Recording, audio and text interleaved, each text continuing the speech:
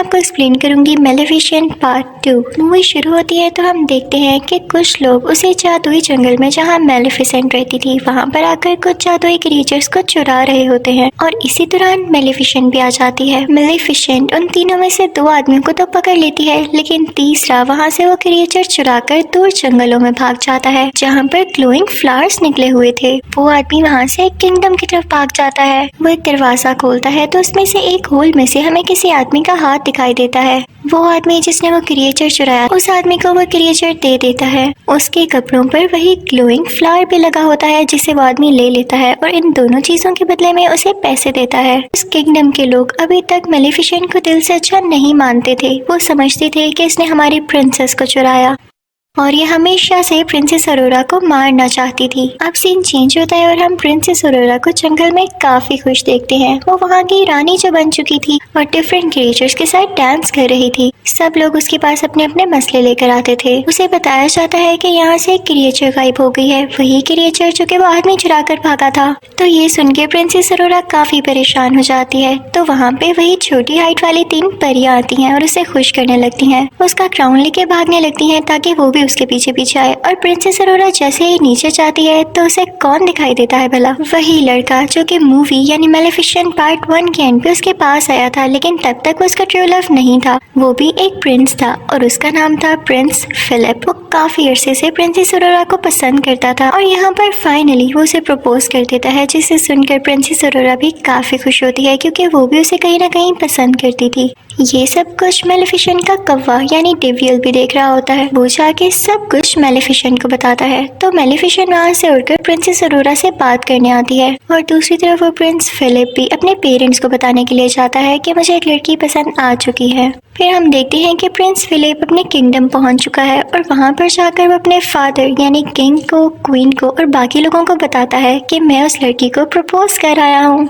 और उसने एक्सेप्ट भी कर लिया है। जिसको सुनकर उसके फादर यानी किंग काफी खुश होते हैं, लेकिन क्वीन वो तो सैड हो जाती है। लेकिन वो ये चीज अपने बेटे को शो नहीं करवाती। उसका दिल तो नहीं था, लेकिन फिर भी वो कहती है कि चलो ठीक है, प्रिंसेस अरोरा और उसकी गॉड मदर यानी मेलेफिसेंट को हम डिनर पे बुला लेते हैं। दूसरी तरफ हम मेलेफिसेंट को प्रिंसेस अरोरा से बातें करता हुआ देख रहे होते हैं। वो कहती है कि तुम्हें मुझसे एक बार पूछ लेना चाहिए था प्रिंस से मंगनी करने से पहले। मेलेफिसेंट कहती है कि सच्चे प्यार जैसी कोई चीज नहीं होती, लड़के हमेशा धोखा देते हैं। तभी तो तुम्हारा ट्रू लव मैं बनी। मैं तुमसे दिल से प्यार करती हूँ, इसलिए तुम्हारा भला कह रही हूँ। तो प्रिंसेस अरोरा कहती है कि प्लीज आप ऐसा ना सोचें, अगर किसी ने आपको धोखा दिया तो हो सकता है कि बाकी दुनिया के लोग वैसे ना हो। तो मेलेफिसेंट कहती है कि ठीक है, मैं तुमसे प्यार करती हूँ इसलिए तुम्हारी बात मान रही हूँ। अब हम देखते हैं कि वो दिन आ चुका है जब इन दोनों फैमिलीज में एक साथ डिनर है। तो क्वीन जो कि प्रिंस फिलिप की मदर थी वो अपनी एक सीक्रेट क्लोजेट में जाती है। वो जब वहाँ पर जा रही होती है तो हमें ये दिखाया जाता है कि वो एक आयरन फैक्ट्री है। वो क्वीन जब वहाँ से गुजर रही होती है तो हमें ये भी दिखाया जाता है कि वहाँ पर वही ग्लोइंग फ्लावर होता है और उसी के साथ वो क्रिएचर भी होती है जो कि एक आदमी ने चुराया था। और वो क्वीन जाके उस आदमी से कहती है कि जल्दी अपना काम पूरा करो, वक्त बहुत कम है। और तभी वहाँ पर हम स्पिनिंग व्हील को भी देखते हैं जिस पर सेम सुई लगी होती है। ये सीन था ना काफी मिस्टीरियस कि हमें उस क्वीन के प्लान्स के बारे में कुछ नहीं पता चल पाता। और फिर यहाँ पे सीन चेंज हो जाता है। अब दूसरी तरफ जंगल में मेलेफिसेंट, उसका कौवा जो कि इंसान की शक्ल में ही था, और प्रिंसेस अरोरा डिनर पर जाने के लिए तैयार हो जाते हैं। काफी प्यारी लग रही होती है प्रिंसेस अरोरा। मेलेफिसेंट जैसे ही उस किंगडम में पाँव रखती है तो सारे लोग उसे डर के छुपने लगते हैं और कुछ लोग तो अपने वेपन्स भी निकाल लाते हैं। उनको ये लग रहा होता है कि मेलेफिसेंट एक बुरी चुड़ैल है, लेकिन मेलेफिसेंट इन सबको एंजॉय कर रही होती है और उन्हें कुछ भी नहीं कहती, बस मुस्कुराती रहती है। अब हम देखते हैं कि वो तीनों अंदर पहुंच चुके होते हैं, यानी महल के अंदर किंग और क्वीन के पास, और अब डिनर होता है स्टार्ट। क्वीन मुसलसल मेलेफिसेंट को खुश करने की बजाय या उसे अच्छी बातें करने की बजाय उसका पुराना वक्त उसे याद दिलाती है कि तुम ही थी ना जिसने इस बेचारी प्रिंसेस को कर्ज दिया था। उसकी बातें बिल्कुल भी अच्छी नहीं लग रही होती। और वो मेलेफिसेंट को ये भी कहती है कि तुमने तो इंसानों को भी मारा था, याद है? तो मेलेफिसेंट क्वीन से कहती है कि आपके किंगडम के भी कुछ लोग मेरे जंगल में आए थे और मेरी क्रिएचर चुरा कर भाग गए, उनमें लड़ाई बढ़ने लगती है। तो क्वीन अपनी बीवी यानी क्वीन से कहता है कि खामोश हो जाओ, कैसी बातें कर रही हो। और दूसरी तरफ प्रिंसेस अरोरा मेलेफिसेंट से कहती है कि प्लीज आप इजी रहें, लेकिन क्वीन फिर भी बाज नहीं आती और अजीब अजीब बातें करने लगती है। वो कहती है कि अगर मेरे बेटे की और प्रिंसेस अरोरा की शादी हो गई तो इसकी असली मदर कौन होगी। ये सुनकर मेलेफिसेंट को काफी दुख होता है क्योंकि वो खुद को ही प्रिंसेस अरोरा की असल मदर मानने लगी थी। वो अपने पर फैलाती है और एक ग्रीन एनर्जी बाहर निकालती है जिससे सब दूर जाकर गिरते हैं। क्वीन भी बिला वजह का डर जाती है और किंग के पीछे जाके छुप जाती है जिससे किंग बेचारे नीचे गिर जाते हैं। क्वीन ऊंची ऊंची बोलने लगती है कि मेलेफिसेंट ने किंग पर कर्ज कर दिया है और अरोरा उनकी बात पर यकीन कर लेती है और मेलेफिसेंट से कहती है कि प्लीज आप अपना कर्ज खत्म करते हैं, बार बार क्यों सब पे कर्ज करती हैं। तो मेलेफिसेंट कहती है प्रिंसेस अरोरा तुम भी ये कह रही हो, मैंने कोई कर्ज नहीं किया। लेकिन प्रिंसेस अरोरा मेलेफिसेंट की बात पर यकीन ही नहीं करती क्योंकि क्वीन ने काफी अच्छे तरीके से उसको टैकल कर लिया होता है। तभी वहाँ पर सोल्जर्स आने लगते हैं जो कि मेलेफिसेंट पर अटैक करने वाले होते हैं। मेलेफिसेंट आखिरी बार प्रिंसेस अरोरा से कहती है कि क्या तुम मेरे साथ नहीं आओगी। तो प्रिंसेस अरोरा कोई जवाब नहीं देती और क्वीन और किंग के पास बैठी रहती है। तो मेलेफिसेंट दुखी होकर वहाँ से उठकर चली जाती है। उसके साथ उसका कफा भी खिड़की तोड़ के बाहर चले जाते हैं। लेकिन वहाँ पे एक और लड़की होती है जो क्वीन और किंग की साथी होती है। वो आयरन बुलेट से मेलेफिसेंट पर अटैक कर देती है जिससे वो बेचारी ओशन में गिर जाती है। अब हम देखते हैं कि कैसल में किंग बेचारे बेहोश पड़े होते हैं तो उनको उनके बेडरूम में ले जाया जाता है। सब काफी परेशान होते हैं और उनका बेटा यानी प्रिंस फिलिप अपनी मदर क्वीन से कहता है कि आप डैड के माथे पर चूमे, आप उनसे सच्चा प्यार करती हैं ना, आप उनकी वाइफ हैं, हो सकता है कि वो दोबारा से ठीक हो जाएं। लेकिन क्वीन अंदर ही अंदर अजीब मुंह बनाती है क्योंकि ना तो वो किंग से सच्चा प्यार करती थी और ना ही वैसी स्टोरीज पर बिलीव करती थी। वो एक लालची औरत थी। वो फिर भी अपने बेटे के कहने पर ऐसा करती है लेकिन किंग की आंख नहीं खुलती। जब अरोरा ये देखती है तो कहती है कि मैं जाके मेलेफिसेंट से बात करूंगी कि वो अपना कर्ज खत्म कर दे। जैसे ही वो जंगल पहुंचती है तो सारे लोग कहने लगते हैं कि हमने अभी तक मेलेफिसेंट को नहीं देखा, वो यहाँ आई ही नहीं। दूसरी तरफ किंग और क्वीन की वही साथी ओशन पर नजर रखे होती है कि मेलेफिसेंट कब यहाँ से निकलती है। लेकिन वो देखती है कि कोई क्रिएचर आकर मेलेफिसेंट को अपने साथ ले गया है। वो फौरन से सब कुछ जाकर क्वीन को बताती है तो क्वीन कहती है कि फौरन से उसे रोको। और दूसरी तरफ जंगल से अरोरा वापस उसी किंगडम में आ जाती है। लेकिन उस जंगल का एक मैजिकल क्रिएचर भी उसके होर्स में छुपकर उसे किंगडम आ गया था। वो क्रिएचर वहीं पर पहुंच जाती है जहां पर पहली क्रिएचर भी कैद थी और उसे भी वो आदमी कैद कर लेता है। प्रिंसेस अरोरा क्वीन से कहती है कि मुझे मेलेफिसेंट कहीं भी नहीं दिखी, क्या उन्हें कुछ हो तो नहीं गया। तो क्वीन कहती है कि परेशान नहीं हो, वो काफी स्ट्रॉन्ग है, वो वैसे ही कहीं पर होगी और उसे अपनी बातों में फंसाने की कोशिश करती है। दूसरी तरफ क्वीन की वही साथी ओशन पर अभी भी नजर रखी होती है कि जैसे ही उसे मेलेफिसेंट नजर आए वो उसको मरवा दे। और फिर उसके बाद ऐलान किया जाता है कि अगले 3 दिन के अंदर अंदर प्रिंस फिलिप और प्रिंसेस अरोरा की शादी है और हम चाहते हैं कि हम सब लड़ाइयाँ छोड़ दें, हम सुलह करना चाहते हैं और जंगल में जितने भी क्रिएचर्स हैं वो सब के सब इस शादी में इन्वाइटेड हैं। दरअसल ये उनका प्लान था क्योंकि वो ये चाहते थे कि मेलेफिसेंट को मार के जंगल की सब क्रिएचर्स को कैद कर लिया जाए ताकि वहाँ को सिक्योर करने के लिए कोई भी ना हो और फिर उस जंगल पर कब्जा कर लिया जाए। दूसरी तरफ हम देखते हैं कि मेलेफिसेंट की आंख खुल जाती है, वो काफी जख्मी होती है और उसे कुछ क्रिएचर्स की आवाज आ रही होती है जो कि कह रहे होते हैं कि हम इंसानों पर अटैक करेंगे। उनके भी बड़े बड़े पर होते हैं और सर पर सींग होते हैं। वो जंगल में अपनी पनाह लेने आए थे क्योंकि उन्हें ये लग रहा था कि जंगल उनके लिए सेफ पॉइंट हो सकता है इंसानों पर अटैक करने से पहले। मेलेफिसेंट भी वहाँ पर पहुँच चुकी होती है और उनमें से एक क्रिएचर मेलेफिसेंट की तरफ आता है और उससे कहता है कि हम में भी अपनी पावर ट्रांसफर करो, इंसानों को कैसे हराया जा सकता है हमें भी बताओ। लेकिन मेलेफिसेंट उसे दूर फेंकती है। उन क्रिएचर्स के हेड का नाम बोरा होता है। वो जब देखता है कि मेलेफिसेंट में इतनी पावर है कि किसी को भी इतनी दूर उड़ा के फेंक सकती है तो वो काफी खुश होता है कि अब हमें इसको टैकल करने में काफी आसानी होगी। अब बोरा का साथी मेलेफिसेंट को अपने साथ लेके केव में आ जाता है और उसे बताता है कि यहाँ पे बुरी और अच्छी फेरीज एक साथ रहा करती थी क्योंकि इंसान उन्हें हंट करने लगे थे, इस वजह से उन्हें एक साथ रहना पड़ा। फिर वो एक स्ट्रक्चर के पास आता है जो कि वहाँ पे स्टिल था, कोई मूवमेंट नहीं कर रहा था। तो बोरा का साथी उसे बताता है कि मेलेफिसेंट तुम इन्हीं की औलाद में से हो, तुम आखिरी पावरफुल और अच्छी परी बची हो। वो आदमी मेलेफिसेंट को बताता है और जल्द ही तुम एक ऐसी स्टेज पे पहुंचोगी जिससे तुम दुनिया की सबसे ज्यादा ताकतवर परी बन जाओगी। लेकिन वो आखिरी स्टेज तुम अभी पार नहीं कर पाई और वो है प्रिंसेस अरोरा को माफ करना क्योंकि सारी जिंदगी तुमने उससे मोहब्बत की है, उसे प्यार किया है और इसके लिए बहुत करेज चाहिए कि आप किसी को दिल से माफ कर दें और जो किसी को दिल से माफ कर देता है वही इस दुनिया का सबसे ताकतवर इंसान होता है। तो मेलेफिसेंट कहती है कि नहीं, मैं उसे माफ नहीं कर सकती, मैंने उसे हमेशा प्यार प्यार किया लेकिन उसने मुझे धोखा दिया। तभी वहाँ पर बोरा भी आ जाता है और बताता है कि प्रिंस फिलिप और प्रिंसेस अरोरा की शादी हो रही है और ये हमारे पास अच्छा मौका है उन पर अटैक करने के लिए।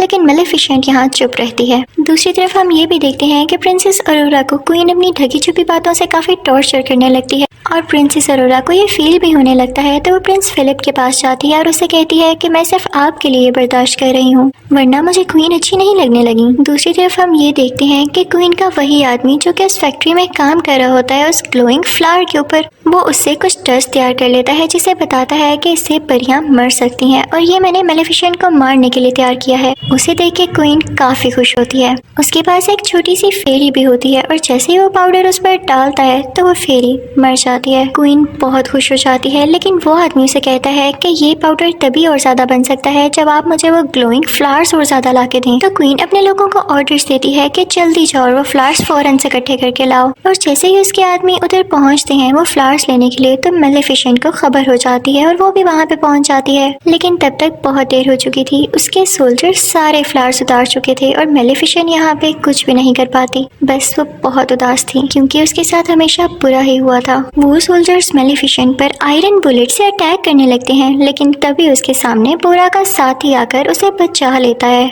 मेलेफिसेंट भी एक शील्ड बना लेती है जिससे वो लोग प्रोटेक्टेड हो जाते हैं और बोरा बाकी सोल्जर्स पर अटैक करने लगता है। लेकिन जैसे ही मेलेफिसेंट बोरा के साथी को केव तक लाती है तो तब तक वो बेचारा मर चुका होता है। अगली सुबह हम देखते हैं कि प्रिंस फिलिप और प्रिंसेस अरोरा की शादी के इवेंट शुरू हो चुके होते हैं और जंगल की सारी क्रिएचर्स उस किंगडम की तरफ जा रही होती हैं। लेकिन जैसे ही मेलेफिसेंट का कौवा, जो कि इंसानी शक्ल में ही होता है, वो अंदर जाने लगता है तो उसे रोक लिया जाता है। फिर हम देखते हैं कि प्रिंसेस अरोरा काफी प्यारी लग रही होती है और प्रिंस फिलिप उसे एक फ्लावर देता है जो कि कोई और फ्लावर नहीं, उसी के जंगल का ग्लोइंग फ्लावर था। उसे देख के काफी हैरानी होती है कि क्वीन ने क्यों भिजवाया है मेरे लिए। वो क्वीन को ढूंढने के लिए जाती है और तभी उसे वो सीक्रेट डोर भी मिल जाता है। उसके हाथ में अभी भी वो फ्लावर था और वो जाते जाते उसी स्पिनिंग व्हील के पास पहुंच जाती है। उसे वो सारे विजन्स आने लगते हैं कि कर्स क्या था और मुझे यहाँ पर कैसे ले जाया जा रहा है। वो वहाँ पर देखती है कि दो फेरीज भी कहते हैं वही क्रिएचर्स जिसे 7 महीने कैद किया था। वो उनको छुड़ाने ही लगती है लेकिन वो आदमी उसे रोक लेता है। तभी वहाँ पर क्वीन आ जाती है और वो प्रिंसेस अरोरा से कहती है कि मेरा किंगडम पहले उस जंगल के करीब हुआ करता था, लेकिन इन सब क्रिएचर्स और मेलेफिसेंट के एंसेस्टर्स ने, यानी उसके बड़ों ने मिलकर मेरे किंगडम को नुकसान पहुंचा दिया और मेरे फादर मारे गए। लेकिन जब मेरा भाई भी वहाँ सुलह करने के लिए गया तो उस जंगल के क्रिएचर्स ने मेरे भाई को भी मार दिया और जब मैं अकेली बच गई तो मुझे किंग से शादी करना पड़ी, जो कि अब मेरा हस्बैंड है, लेकिन मैं उससे प्यार नहीं करती। तो क्वीन कहती है कि मैं तुम सबसे बदला लेकर रहूंगी। क्वीन सोल्जर्स को ऑर्डर देती है कि प्रिंसेस अरोरा को एक रूम में कैद कर दिया जाए और ऐसा ही होता है। और फिर उन क्रिएचर्स को भी एक रूम में बंद कर दिया जाता है और फिर उन पर वही पाउडर छिड़का जाता है जो कि 7 महीने तैयार किया था, जिसकी वजह से सारे क्रिएचर्स बेचारे वीक होने लगते हैं। जिस रूम में अरोरा होती है वहाँ पर उसका वेडिंग ड्रेस होता है और वो उसे फाड़ कर काफी लंबी सी रस्सी में बदल देती है और कैसल से नीचे जाने की कोशिश करती है। लेकिन तभी वहाँ पर सोल्जर्स आते हैं और प्रिंसेस अरोरा खुद को रूम में ही बंद कर लेती है। मेलेफिसेंट का कौवा भी, जो कि इंसानी रूप में ही होता है, कैसल के अंदर आ जाता है और दूसरी तरफ प्रिंस फिलिप अपने बीमार फादर के पास बैठा होता है और उसे ये सब कुछ नहीं पता होता। अब क्वीन अपने कैसल की छत पर होती है और वो इस जंगल की तरफ काफी बॉम्ब्स फेंक रही होती है। दूसरी तरफ बोरा भी अपने लोगों के साथ इस किंगडम पर अटैक करने के लिए आ रहा होता है। दूसरी तरफ अरोरा मौका पाके उसी ड्रेस से लटकते हुए नीचे आ जाती है किंग के रूम में, जहाँ पे प्रिंस फिलिप भी होता है। वो उसे सब कुछ बताती है कि क्वीन ने मेरे साथ क्या किया और मेलेफिसेंट ने आपके फादर को कर्स नहीं दिया बल्कि आपकी मदर नहीं दिया है, जिसे सुनकर प्रिंस फिलिप काफी हैरान होता है। और दूसरी तरफ हम देखते हैं कि बोरा और उसके साथी किंगडम पर अटैक करने आ रहे होते हैं, लेकिन उन पर मुसलसल आगे से अटैक कर रहे होते हैं किंगडम वाले और उनमें से कुछ लोगों को पकड़ भी लेते हैं। प्रिंसेस अरोरा को मेलेफिसेंट का वही कौवा दिखाई देता है जो कि इंसान ही बना हुआ था। वो उससे कहती है कि हमें लोगों की जान बचाने के लिए यहाँ की चर्च का दरवाजा खोलना होगा और वो दोनों मिलकर दरवाजा खोलने लगते हैं। वहाँ पर जाकर वो सारे क्रिएचर्स को बचा लेते हैं और वहाँ पर मौजूद छोटी छोटी फेरीज उन सुराखों में फूल भर देती हैं जहाँ से पाउडर निकल रहा था और अब वो डस्ट पाउडर वहाँ से बाहर नहीं निकलता और ना ही किसी क्रिएचर को नुकसान पहुँचाता है। और जब क्वीन की वो साथी लड़की जो कि पाउडर गिरा रही होती है उनको ठीक करने जाती है तो वहीं से खुद ही नीचे गिर जाती है। प्रिंस फिलिप अपनी मदर यानी क्वीन को समझाने जाता है, लेकिन क्वीन सोल्जर से कहती है कि इसको पकड़ लो, लेकिन प्रिंस फिलिप उसी से पहले कैसल से नीचे जंप लगा देता है। तभी वहाँ पर आती है मेलेफिसेंट और अपने कौवे को एक बड़े से बियर में तब्दील कर देती है और वो भी इस चर्च का दरवाजा खोल के सब क्रिएचर्स को आजाद कर देता है। मेलेफिसेंट बाकी लोगों पर अटैक करने लगती है और अपने लोगों को बचाने लगती है। तभी वहाँ पर बोरा भी आ जाता है और क्वीन के सोल्जर से लड़ने लगता है, लेकिन फिलिप उसे आके रोकता है और कहता है कि ये हमारे जनरल हैं, इसे कुछ मत कहना। तो बोरा वहाँ से चला जाता है। जब जनरल ये देखता है कि इसने मुझे नहीं मारा तो उसे पता चल जाता है कि असली जालिम कौन है, यानी क्वीन असली जालिम है। दूसरी तरफ मेलेफिसेंट रूफ टॉप पर आती है उसी क्वीन के पास, लेकिन प्रिंसेस ऑरोरा भी पास आती है मेलेफिसेंट के और उससे कहती है कि प्लीज क्वीन को मत मारें वरना सब लोग वाकई समझेंगे कि आप जालिम थी। लेकिन मेलेफिसेंट कहती है कि नहीं ऑरोरा, पीछे हट जाओ, मुझे तुम्हारी कोई बात नहीं सुननी। तो ऑरोरा रोते हुए कहती है कि मदर ऐसा ना करें। और जब मेलेफिसेंट उसके मुंह से मदर लव सुनती है तो उसका दिल काफी सॉफ्ट हो जाता है और उसके दिल में इमोशंस आने लगते हैं। और जब वो दोनों एक दूसरे को ऐसे देख रहे होते हैं तो जाहिर है क्वीन को मौका मिल जाता है उन पर अटैक करने के लिए। तो वो वही डस्ट पाउडर प्रिंसेस ऑरोरा की तरफ फेंकती है, लेकिन मेलेफिसेंट उसके सामने आकर प्रिंसेस ऑरोरा की जान बचा लेती है। और जैसे ही मेलेफिसेंट को एरो लगता है वो एशेस में बदलने लगती है और प्रिंसेस ऑरोरा बहुत ज्यादा रोने लगती है। क्वीन ये देख के काफी खुश हो जाती है और ऐलान करती है कि अब तुम लोगों की मेलेफिसेंट नहीं रही और अब मैं पूरी जगह पर कब्जा करने वाली हूँ। लेकिन तभी हम देखते हैं कि प्रिंसेस ऑरोरा के आंसू मेलेफिसेंट के एशेस पर गिरते हैं और मेलेफिसेंट फिर से जिंदा हो जाती है। उसके बड़े बड़े पर आ जाते हैं। क्वीन को बहुत गुस्सा आता है, वो प्रिंसेस ऑरोरा को कैसल से नीचे धक्का दे देती है और मेलेफिसेंट उसे बचा लेती है। प्रिंस फिलिप को भी अपनी मदर के बारे में सब कुछ पता चल चुका था, इसलिए वो भी मेलेफिसेंट के पास आ जाता है और मेलेफिसेंट मान जाती है प्रिंसेस ऑरोरा और प्रिंस फिलिप की शादी के लिए। तभी मेलेफिसेंट के पास वो छोटा आदमी भी आता है जिसने उसके क्रिएचर्स को कैद किया हुआ था।